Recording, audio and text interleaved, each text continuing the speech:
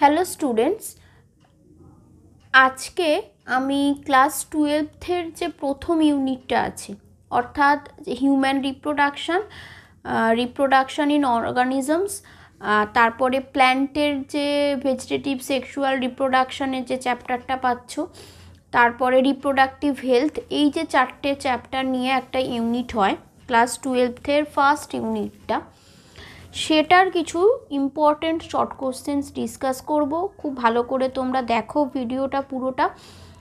এই কোশ্চেন্সগুলো এইচএসের জন্য খুব ইম্পর্টেন্ট। তোমরা জানো তোমাদের শর্ট কোশ্চেন্স আসে, এমসিকিউ আসে 14টা। তো সেকশন বি এর যে 14টা এমসিকিউ আর তার সঙ্গে 4টে 1 মার্কসের কোশ্চেন, 18 মার্কসের। তো সেই যে এমসিকিউগুলো আসছে তার জন্য খুব ইম্পর্টেন্ট এবং অবশ্যই জেনপাস বা নিটের জন্য বা যে কোনো এন্ট্রান্স এক্সামের জন্য কিন্তু খুব ইম্পর্টেন্ট। এবার প্রশ্নটা হলো কি না, এখানে কোশ্চেন্সগুলো তোমরা ইংলিশ ভার্সানে পাবে, কিন্তু আমি জানি তোমরা ইংলিশটা এটুকু পড়ে বুঝতেই পারবে, আর আমি দেখো ডিসকাস করে দেবো, বলে দেবো পুরোটাই, তো কোনো তোমাদের প্রবলেম হবে না। কিন্তু তোমরা যারা বিশেষ করে কম্পিটিটিভ এক্সামসগুলো দেবে, প্লাস ইভেন এইচএসের পরে যারা গ্র্যাজুয়েশনে যাবে, তো বায়োলজি রিলেটেড যে কোনো বটানি, ফিজিওলজি, জুলজি যা কিছুই পড়ো, তো তোমাদেরকে অবশ্যই সেটা ইংলিশেই পড়তে হবে, ঠিক আছে? তো তাই জন্য একটু ইংলিশে পড়াটা অভ্যাস থাকলে প্রবলেম হওয়ার কথা নয়, এবং আমার মনে হয় এটুকু তোমরা বুঝতেই পারবে, কোনো অসুবিধা হবে না। তো চলো শুরু করা যাক। দেখো এখানে প্রথম যে কোশ্চেনটা বলা হচ্ছে, the formation of tubers is an example of what kind of asexual reproduction in plants. কী বলা হো তাহলে, দেখো টিউবার যে ফর্ম করে সেটা দেখো বলেছে যে প্ল্যান্টের ক্ষেত্রে অ্যাসেক্সুয়াল রিপ্রোডাকশনের কোন টাইপটা। সেখানে দেখো অপশান বলা হয়েছে বাডিং, অপশান বি দেখো বলা হয়েছে বাইনারি ফিশন, অপশান সি বলা হয়েছে দেখো বাইপার্টিশন, আর অপশান ডি হচ্ছে রুট জোন ডেভেলপমেন্ট। তো বার্ডিং আমরা জানি ইস্টে পাই, হাইড্রাতে পাই। টিউবার হচ্ছে যেটা নাকি আমরা আলু, পট্যাটো টিউবার জানি, তো সেটাতে দেখো বাইনারি ফিশন আমরা ব্যাকটেরিয়াতে পাই। আর এখানে যেটা বাইপার্টিশন দিয়েছে, বাইপার্টিশনটা কিছুটা দ্বিধা বিভক্ত হয়ে যাওয়া, ঠিক আছে? তো সেটাও নয়। তো তাহলে টিউবারের দেখো রুট আমরা জানি, তাহলে রুট জোন ডেভেলপ করে হয়, তাহলে অ্যান্সার হয়ে যাবে দেখো অপশান ডি। নেক্সট কোশ্চেনটা দেখো বলা হচ্ছে, the alternation of generation in plants occurs in the in which of the following ways, মানে অল্টারনেশন অফ জেনারেশন মানে জনুক্রম, সেটা বলেছে দেখো কিভাবে প্ল্যান্টের মধ্যে হয়। একটা বলা হয়েছে the sporophyte produce eggs and the sperm that join and lead to the development of gametophyte, মানে বলা হচ্ছে স্পোরোফাইট মানে ডিপ্লয়েড যেটা আছে সেটা এগ তৈরি করে এবং স্পাম তৈরি করে, যেটা বলেছে দেখো জয়েন হয়ে গ্যামেটোফাইট তৈরি করে। নেক্সট বলা হচ্ছে the gametophyte produce egg and sperms that join and lead to the development of sporophyte, মানে গ্যামেটোফাইট মানে হ্যাপ্লয়েড জেনারেশন, সেটা দেখো বলেছে এগ তৈরি করবে এবং স্পাম তৈরি করবে, যেটা জয়েন করে কী করবে স্পোরোফাইট মানে ডিপ্লয়েড প্ল্যান্ট বডিটা তৈরি করবে। থার্ড অপশান বলেছে the gametophyte produce eggs and sporophyte produce sperm that join to form a new plant, মানে হ্যাপ্লয়েড যেটা আছে এগ তৈরি করছে, আর যেটা ডিপ্লয়েড আছে সে স্পার্ম তৈরি করছে এবং ডিফিউজড হয়ে বলছে একটা নতুন প্ল্যান্ট তৈরি হয়। আর লাস্ট অপশানটা বলেছে the sporophyte produce eggs and the gametophyte produce sperm that join to form a new plant, মানে বোঝাই যাচ্ছে সি এর অপোজিটটা ডি দিয়েছে। কিন্তু প্ল্যান্টের দেখো আমরা জানি sporophytic plant body egg sperm তৈরি করছে এরকম ব্যাপারটা নয়। তো এখানে তার মানে কি বলতে পারি, আর কি বলেছে দেখো এবং মানে এগ আর স্পার্ম অপশান এটা বলছি, যদি জয়েন করে এগ আর স্পার্ম তো তাহলে কখনোই গ্যামেটোফাইট তৈরি হবে না, এগ আর স্পার্ম জয়েন করলে সবসময় স্পোরোফাইট তৈরি হয়। তাহলে এখানে আর থার্ড নম্বরটা বলছে কি যে গ্যামেটোফাইট এগ তৈরি করে, মানে হ্যাপ্লয়েড হলে এগ তৈরি হবে, ডিপ্লয়েড হলে স্পার্ম তৈরি হবে, আর এর অপোজিটটা সিতে বলা হয়েছে। এরকম কিছু হয় না, হ্যাপ্লয়েড স্পার্ম বলো এগ বলো দুটোই হ্যাপ্লয়েড, তার মানে সিডিটাও ভুল বুঝতে পারছি, কিন্তু অপশান বিতে দেখো বলেছে গ্যামেটোফাইট যদি হয়, গ্যামেটোফাইট হ্যাপ্লয়েড, সে স্পাম আর এগ ফর্ম করবে এবং ওগুলো ফিউজড করে ডিপ্লয়েড জাইগোট তৈরি করবে, যেখান থেকে স্পোরোফাইট তৈরি হবে। তাহলে অ্যান্সার হয়ে যাবে অপশান বি। নেক্সট কোশ্চেনটা দেখো বলা হচ্ছে in sexually reproducing vertebrates animals which pair of structure is similar to one another because they are both responsible for the production of gametes?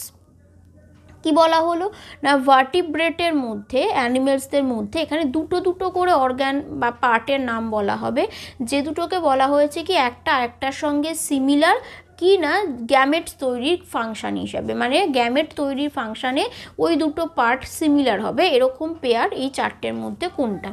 দেখো বলা হচ্ছে ওভিডাক্ট আর ভাস ডিফারেন্স, এটা বলা হলো। এবার কি না ওভিডাক্ট আর ডাক্ট আর ভাস ডিফারেন্স, এগুলো মানে একটা হয়তো মেলে বলা থাকবে, একটা ফিমেলে বলা থাকবে।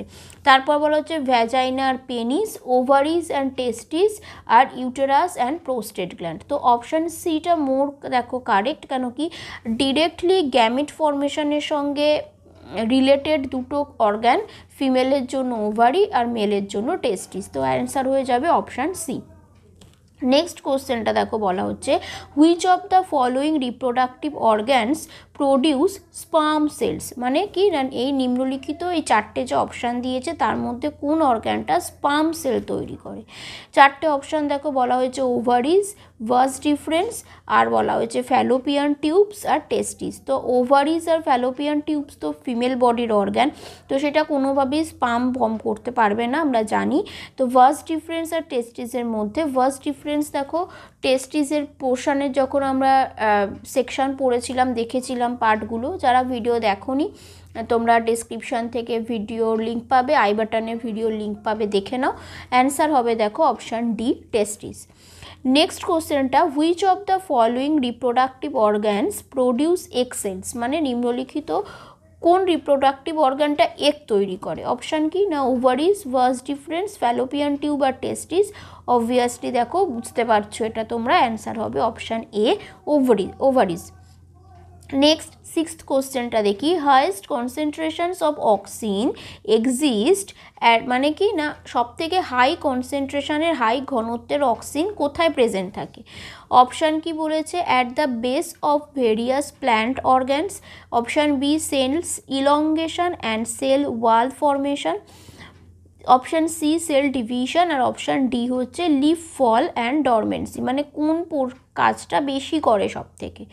তো এখানে বলা হয়েছে কি না দেখো বলেছে cell elongation and cell wall formation, cell ইলংগেশনে এবং সেল ওয়াল ফরমেশন এই জিনিসটাতে আছে। তারপর সেল ডিভিশনে বলা হয়েছে, আর বলা হয়েছে লিফ ফল বা লিফ ফল ডরমেন্সি অবশ্যই অক্সিনের কাজ নয়।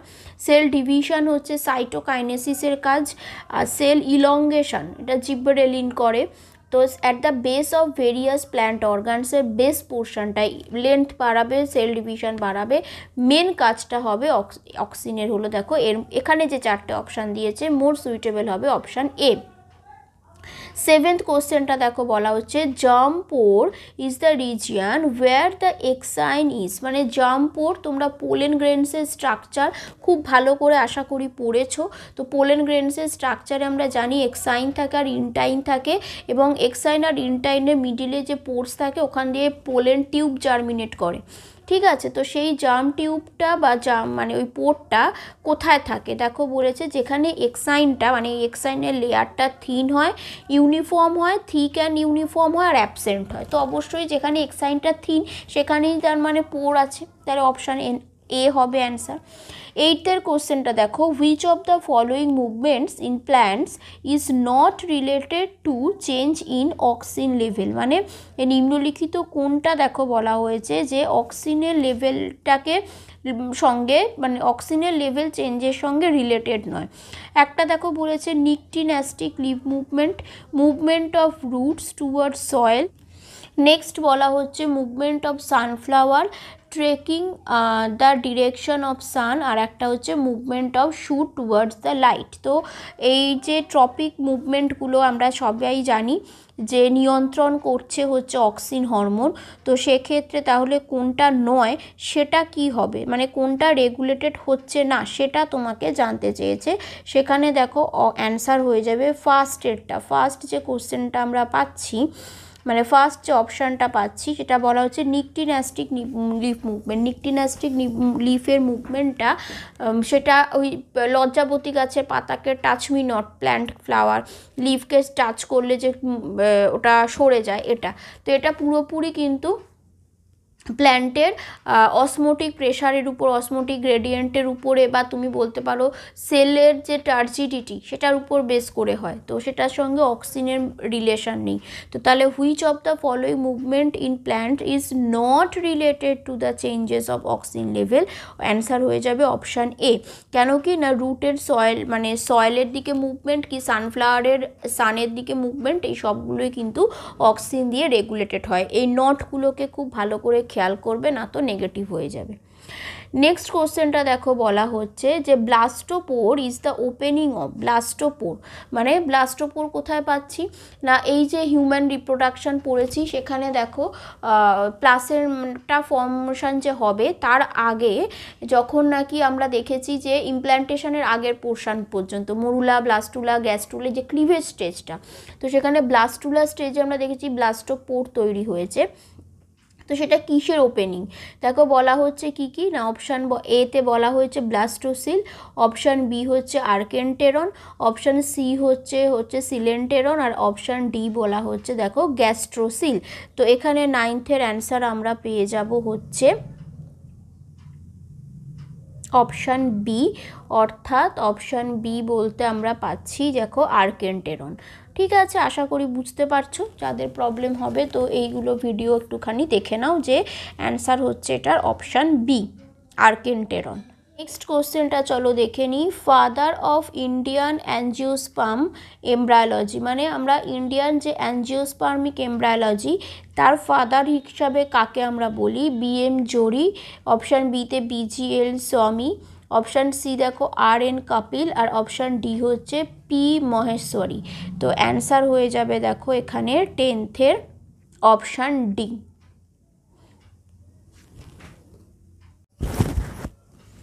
11th কোশ্চেনটা চলো দেখে নিই। এখানে বলা হচ্ছে tablets to prevent male contraception contents, এখানে কি কি বলা হয়েছে? এলএইচ মানে luteinizing hormone, follicle stimulating hormone, progesterone, আর অপশান ডিতে দেখো বলা হচ্ছে এ আর বি বোথ। তো অবশ্যই আমি এগুলো সবই ভিডিও করে রেখেছি, যাদের বুঝতে অসুবিধে হবে তারা দেখতে পারো। অ্যান্সার হয়ে যাবে দেখো যে কন্ট্রাসেপশন প্রিভেন্ট করার জন্য যেগুলো ইউজ করা হয়, যে হরমোনাল মানে ট্রিটমেন্টগুলো বা সাপ্লিমেন্টগুলো ট্যাবলেটসে দেওয়া হয়, তো সেটাতে হচ্ছে লিউটিনাইজিং হরমোন আর ফলিকল স্টিমুলেটিং হরমোন দুটোই থাকে। তো অ্যান্সার হয়ে যাবে অপশান ডি। নেক্সট কোশ্চেনটা দেখো বলা হচ্ছে 12th response of plants in turning towards a source of light.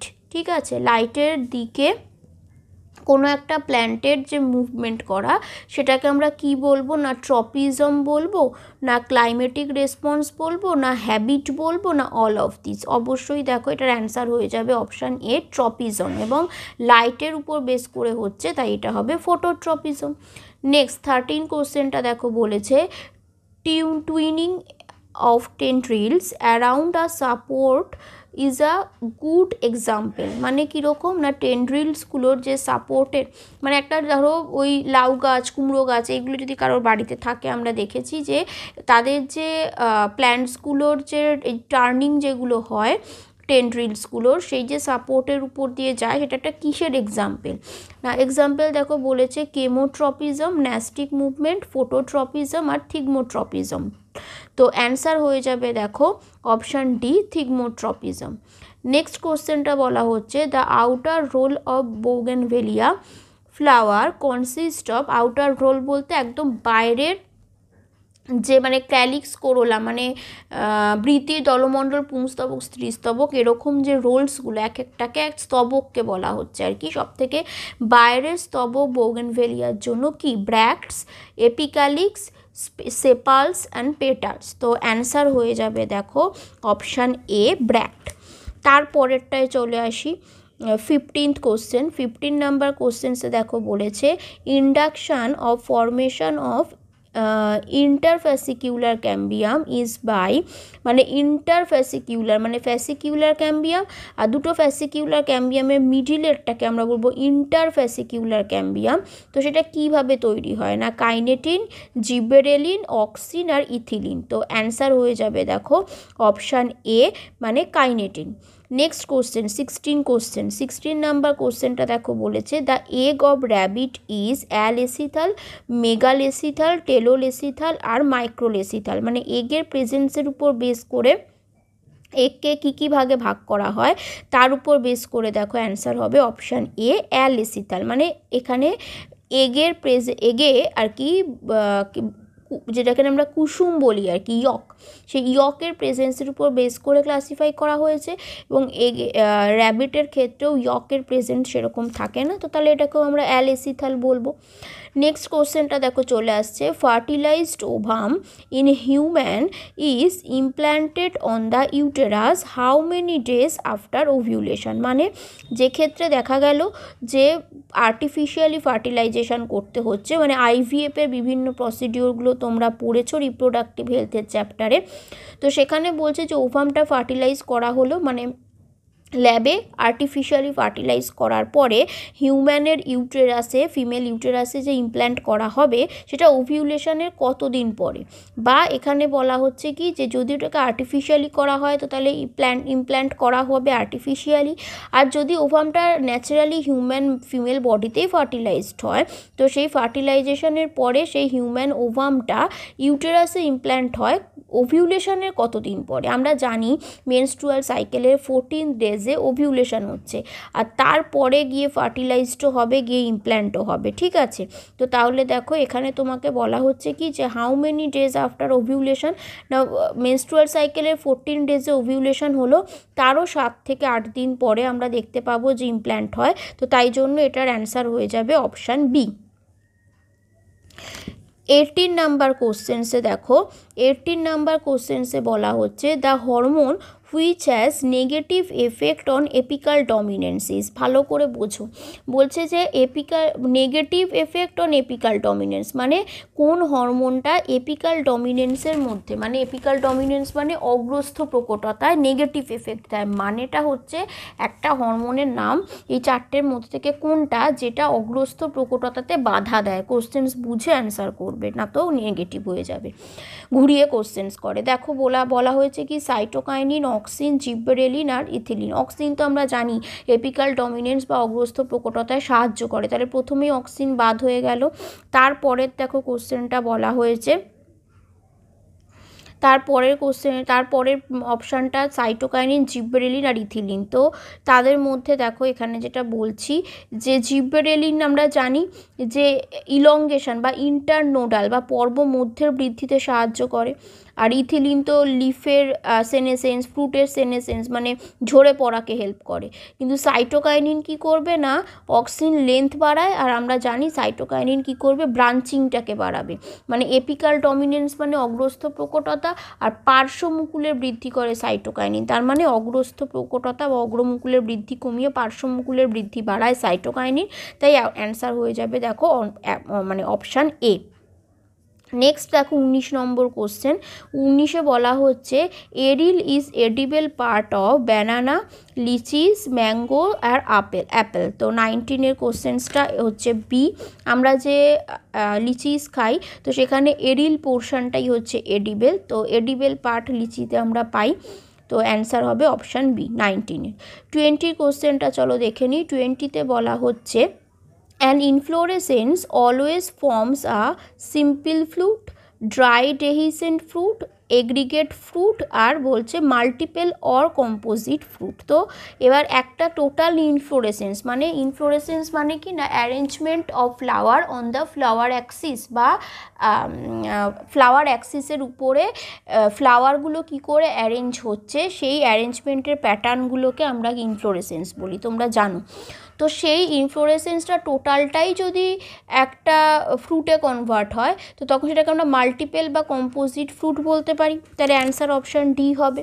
21-এর কোশ্চেনটা দেখো বলা হচ্ছে the development of fruit without fertilization, মানে যেখানে নিষেক ছাড়াই ফ্রুট তৈরি হচ্ছে সেটাকে আমরা কি বলবো? পার্থেনোজেনেসিস, পার্থেনোকার্পি, অ্যাপোমিক্সিস আর অ্যাপোগ্যামি। অপশান হয়ে যাবে, আমরা জানি যে ফার্টিলাইজেশন ছাড়া যদি হয় তাহলে সেটা 21 তার অ্যান্সার হয়ে যাবে দেখো অপশান বি অর্থাৎ পার্থেনোকার্পি।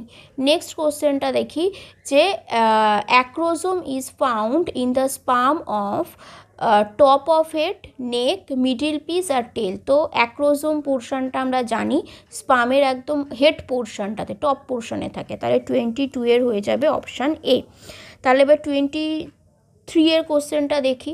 23-তে বলা হচ্ছে spermatogenesis requires the presence of testosterone, fructose. Option সিতে বোথ এ অ্যান্ড বি আর অপশান ডি বলছে নান অফ দিস। তো এখানে ফ্রুক্টোজেরও দরকার স্পার্মাটোজেনেসিস ঠিকঠাক হওয়ার জন্য, আর টেস্টোস্টেরন তো অবশ্যই লাগছে। তো তাহলে 23-এর অ্যান্সার হবে দেখো অপশান সি। 24-এরটা দেখি না reserve cells that can transform into any cell type and help to replace the dead cells of the body are called, মানে কি বলা হচ্ছে যে কিছু সেল যেগুলো বডিতে রিজার্ভ হয়ে থাকে বা স্টোর হয়ে থাকে এবং যাদের ক্যাপাসিটি আছে কি না কোনো সেল যদি ডিস্ট্রয় হয়ে যায় সেটা যে টাইপেরই সেল হোক না কেন, তো ডিস্ট্রয় হয়ে গেলে ওই রিজার্ভ সেলগুলো কী করে ওই ডিস্ট্রয়েড সেলগুলোকে তৈরি করতে পারে। তো এরম সেলকে আমরা কি বলবো না, দেখো বলেছে ইন্টারস্টিশিয়াল সেল। অপশান বিতে বলা হচ্ছে বেসাল সেল, অপশান সি হচ্ছে টোটিপোটেন্ট সেলস আর অপশান ডি হচ্ছে অল অফ দিস। অবশ্যই টোটিপোটেন্ট টার্মটা তোমাদেরকে আমি দেখো অনেকবার বলেছি, অ্যান্সার হবে অপশান সি। যে সেলের ক্যাপাসিটি আছে বিভিন্ন টাইপের সেল তৈরি করার বা যে টিস্যুর ক্যাপাসিটি আছে তাকে আমরা টোটিপোটেন্ট বলবো। তো অ্যান্সার হবে অপশান সি টোটিপোটেন্ট সেল। 25-এর কোশ্চেনটা দেখে নিই। 25-এ বলা হচ্ছে a bird like structure formed at the end of the cut limb of the salamander is, মানে কি না একটা স্যালামান্ডার যে লিম্বসগুলো আছে মানে হাত বা পা এগুলোর শেষ পোর্শন যদি কেটে নেওয়া হয় সেখানে একটা বার্ড তৈরি হয়, সেটাকে আমরা কি বলতে পারি? তো বার্ড লাইক সেই স্ট্রাকচারটাকে বলা হচ্ছে ব্লাস্টুলা, ব্লাস্টেমা, প্ল্যানিউরা আর ব্লাস্টোমেলা। তো অ্যান্সার হয়ে যাবে দেখো 25-এরটা অপশান এ মানে ব্লাস্টুলা। 26-এর কোশ্চেনটা দেখি যে in human beings the increase in height completely stop at the age of, আমরা জানি একটা বয়স পর্যন্ত বৃদ্ধি হয় বা হিউম্যানের, তো একেবারে স্টপ হয়ে যায় কোন এজে? অপশান এ 18 থেকে 20 মানে 18 to 20 years, 20 to 22 years, 22 to 23 years আর 25 to 26 ইয়ার্স। 26-এর দেখো অপশান হবে সি, মোটামুটি 22-23 বছরের পর কোনোভাবেই আর কারোর বৃদ্ধি হয় না। তো নেক্সট কোশ্চেনটা চলে আসি, the relationship of the growth of one part of an organism to that in another part is called, মানে কি না কোনো একটা অর্গানিজমের একটা পার্টের গ্রোথ অন্য একটা পার্টের গ্রোথকে রেগুলেট করছে বা মেনটেন করছে, তো সেটাকে আমরা কি বলতে পারি? অপশান এ বলছে দেখো গ্রোথ রিদিম, অপশান বি বলা হচ্ছে অ্যালোমেট্রি, অপশান সি বলা হচ্ছে কন্ট্যাক্ট ইনহিবিশন, অপশান ডি হচ্ছে গ্রোথ মুভমেন্ট। তো 27-এর কোশ্চেন্স হয়ে যাবে দেখো অপশান সি। নেক্সট কোশ্চেনটা দেখে নিই, Lizaad deliberately break their tail to protect from predation it is called, মানে কি বলা হলো না লিজার্ডরা তাদের যে টেল আছে সেটা কেটে ফেলে, ডেলিবারেটলি কাটে, তো সেটা কিসের এক্সাম্পল? না অটোমরফি, রিজেনারেশন, ব্লাস্টুলা, মরফোল্যাক্সিস আর হচ্ছে নান অফ দ্য অ্যাবাভ। তো 28-এর কোশ্চেনটা দেখো হয়ে যাবে অপশান বি, মানে হচ্ছে গিয়ে রিজেনারেশন অফ ব্লাস্টুলা। ওদের ক্যাপাসিটি থাকে কি না কোনো একটা পার্ট যদি কাট হয়ে যায় তো সেই পার্টটাকে ওরা আবার রিজেনারেট করতে পারে, ঠিক আছে? তো সেটাকে আমরা প্রসেসটাকে বলবো হচ্ছে যে রিজেনারেটিভ ব্লাস্টুলা। তো তারপরের যে কোশ্চেনটা 29th কোশ্চেন্স বা সেকেন্ড লাস্ট কোশ্চেন্স আজকের জন্য, the organ which is most affected due to deficiency of oxygen, মানে অক্সিজেনের যদি ডেফিসিয়েন্সি হয় বডিতে কোন অর্গানটা সব থেকে বেশি অ্যাফেক্টেড হবে। তো সেটার দেখো অপশান বলা হয়েছে কি মাসেলস, ব্রেন, লিভার আর লাংস। তো চারটের মধ্যে মাসেলস দেখো সবসময় কোনো না কোনো মাসেলস আমাদের কাজ করছে, এবং মাসেলসে যদি অক্সিজেনের একটুর জন্য ডেফিসিয়েন্সি হয় তো তোমরা জানো অবাত শ্বসন বা ল্যাকটিক অ্যাসিড ফর্মেশন হয়, তো সেটাতে সব থেকে বেশি এফেক্টেড হবে। তো তাই জন্য 29th অ্যান্সার হচ্ছে অপশান এ। আর 30 কোশ্চেনটা দেখো বলা হচ্ছে ইন এজিং দেয়ার ইজ, মানে খুব বেশি যদি বয়স হয়ে যায় তো তখন তাহলে কি হতে পারে। তো খুব বেশি বয়স হয়ে গেলে কি হতে পারে, decrease in cholesterol level, decrease in calcium content in arteries and cartilage, decrease in blood urea, আর last option increase in calcium content in arteries and cartilage. তো সেখানে অপশান হয়ে যাবে দেখো অ্যান্সারটা হচ্ছে ডি। কেন, অবশ্যই বয়স বাড়লে কোলেস্টেরল কমে এরকম নয়, বরং বয়স বাড়লে ধীরে ধীরে কোলেস্টেরল লেভেল বাড়তে থাকে। আর কি না, ক্যালসিয়াম কন্টেন্ট দেখো বলেছে আর্টারিজ কার্টিলেজে কমে যায়, আর ডিক্রিজ ইন ব্লাড ইউরিয়া, বা ব্লাডে যে ইউরিয়াও কমে এরকম নয়, কিন্তু এই ক্যালসিয়াম কন্টেন্ট আর্টারিজ আর কার্টিলেজে বেড়ে যায়। তার কারণটা কি না, এটা একটু মানে তোমরা ভাবলেই বুঝতে পারবে যে আমাদের মেন ক্যালসিয়ামের কন্টেন্টটা থাকার দরকার কোথায়, আমাদের হাড়ে, বোনসে। এবার যত তোমরা জানো সবাই যে এজ বাড়তে বাড়তে বোন ডেনসিটি কমে, অর্থাৎ বোন থেকে এই যে হাড় মানে বোন থেকে ক্যালসিয়াম রিলিজ হতে থাকে, এবং রিলিজ হয়ে যায়টা কোথায় না, ওই আর্টারিজগুলোর উপর ব্লক থেকে যায়, আমাদের কার্টিলেজের উপর থেকে যায়। ওই জন্য খেয়াল করে দেখবে বাচ্চাদের ছোট বয়সে যত ফ্লেক্সিবিলিটি থাকে বড় হলে ফ্লেক্সিবিলিটিটা কমে যায়, তাই না। এবার কার্টিলেজটা কী হয়, বডির ফ্লেক্সিবিলিটিটাকে মেনটেন করে। তো এজ বাড়তে বাড়তে ওই কার্টিলেজের উপর যদি ক্যালসিয়াম ডিপোজিট হতে থাকে তো ফ্লেক্সিবিলিটিটা কমবে, এবং তার সাথে সাথে আর্টারিজে ক্যালসিয়াম জমলে কী হবে না, আর্টারিজগুলোর তোমরা বলতে পারো কি যে ভেতরের প্যাসেজটা ছোট হয়ে আসবে, তো সেটা ব্লাড প্রেশারকে বাড়াবে। আর সেটাই দেখো হয় যত বেশি বয়স বাড়তে থাকে বিভিন্ন ধরনের এই টাইপের কোলেস্টেরল বাড়া বা ব্লাড প্রেশার বেড়ে যাওয়া এই প্রবলেমগুলো হচ্ছে। তো তার কারণ হচ্ছে, একটা কারণ হচ্ছে এটা, তাই জন্য অ্যান্সার হয়ে যাচ্ছে দেখো 30 অপশান ডি। তো আশা করি এই কোশ্চেন অ্যান্সার সেশনটা তোমাদের হেল্পফুল হবে। তো তোমরা ভিডিওটা দেখো, অ্যান্সার্সগুলো নিজেরা পারছো কি না বা বুঝতে পারলে কি না সেটাও দেখো। যদি কিছু ডাউট থাকে তো তোমরা আমাকে কমেন্টে জানিও, আমি রিপ্লাই করব। Thank you.